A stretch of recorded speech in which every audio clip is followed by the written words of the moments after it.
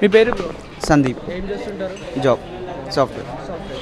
Okay, ఇప్పుడు తెలంగాణలో కాంగ్రెస్ ప్రభుత్వం వచ్చింది, అన్ని ఫ్రీ పథకాల మీద ఎక్కువ ఫోకస్ చేస్తుంది, మీరేమంటారు దాని మీద? బడ్జెట్ చూసుకొని చేస్తే బాగుంటుంది.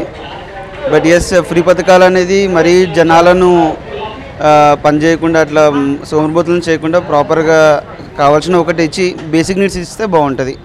బేసిక్ నీడ్స్ అంటే ఏంటి? ఫుడ్ షెల్టర్ అట్లయితే సరిపోతుంది. ట్రాన్స్పోర్టేషన్ అనేది ఇప్పుడు చూస్తున్నాం కదా, జనాలు టూ మచ్ యూజ్ చేస్తున్నారు, అవసరం లేకపోయినా యూజ్ చేస్తున్నారు. సో దానికి కూడా ఏదైనా ప్రాపర్ ప్లాన్ చేస్తే బాగుంటుంది. ఆడవాళ్ళకు ఫ్రీ స్కూటీస్ ఇస్తాము కాంగ్రెస్ వాళ్ళు అని చెప్తున్నారు, మీరేమంటారు దాని మీద? స్కూటీస్ ఇచ్చే బదులు ల్యాప్టాప్స్ ఇస్తే చదువుకుంటారు, స్కూటీస్ ఇస్తే తిరుగుతారు. సో యూస్ఫుల్గా ఉంటే బాగుంటుంది. కాంగ్రెస్ ప్రభుత్వం ఏమంటుందంటే బీఆర్ఎస్ పాలనలో అసలు డెవలప్మెంటే కాలేదు, కుంభకోణాలు ఎక్కువైనాయి అని వాళ్ళంటారు, మీరేమంటారు?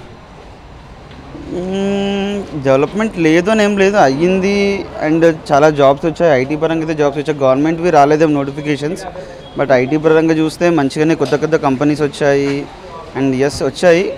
అండ్ కుంభకోణాలు కూడా అయినాయి, అన్నీ రెండు అయినాయి. మన ఓఆర్ఆర్ స్కామ్ చూస్తాము, లైక్ డెవలప్మెంట్ ఉంది, at the same time scams కూడా బాగానే అయినాయి.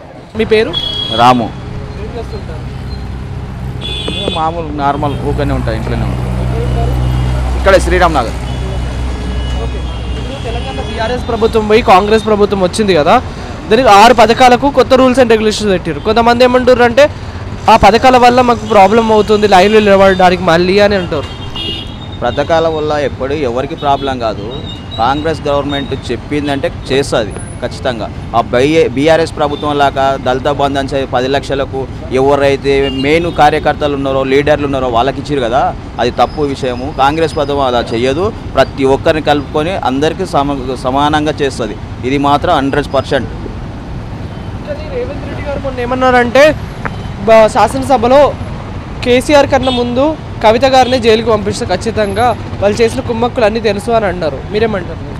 కవిత గారు లిక్కర్ కేసులో దొరికింది కదా, అది 100% కరెక్ట్ కదా. నరేంద్ర మోడీ ఇద్దరు కలిసి మరి అది నాకు అది ఏది అంటే ఇప్పుడు హర్షవర్ధన్ రెడ్డి 100 కోట్లకు అమ్మడబోతా అని, ఇది ఇంకొక ఆయన రేవంత్ రెడ్డి నలుగురున్నారు కదా, గోల బాలరాజు, వీళ్ళందరూ 100 కోట్లకు అమ్మడబోతారని చెప్పి నేను ఇది తీసేస్తా, మీరు లిక్కర్ ప్రాబ్లం నుంచి నా అలా బిడ్డను బయటకు తీయండి అన్నారు. అందుకే అది లిక్కర్ కేసు మాఫ్ జరిగింది. రేవంత్ రెడ్డి అనేది 100% కరెక్టే. కాళేశ్వరం ప్రాజెక్ట్ అయినా కానీ చాలా కుంభకోణం జరిగిందని నిన్న పిసిసి అధ్యక్షులైనా కానీ తర్వాత బట్టి విక్రమార్క అయినా కానీ ప్రతి ఒక్కరు పోయి చూసి వచ్చారు కదా, దాని మీద మీరేమంటారు? కాళేశ్వరం ప్రాజెక్టు ఉడక కుంభకోణమే, అది 100 కోట్ల 1,000 కోట్ల కుంభకోణమే. అది కరెక్టు లెంత్ను బట్టి కరెక్ట్ కడితే ఎలాగ కుంగిపోతుంది? సిమెంట్ కానీ ఏదైనా కాంక్రీట్ కానీ కరెక్ట్ ఉండాలి, కరెక్ట్ లేకుంటే మొత్తం కుంగిపోతుంది.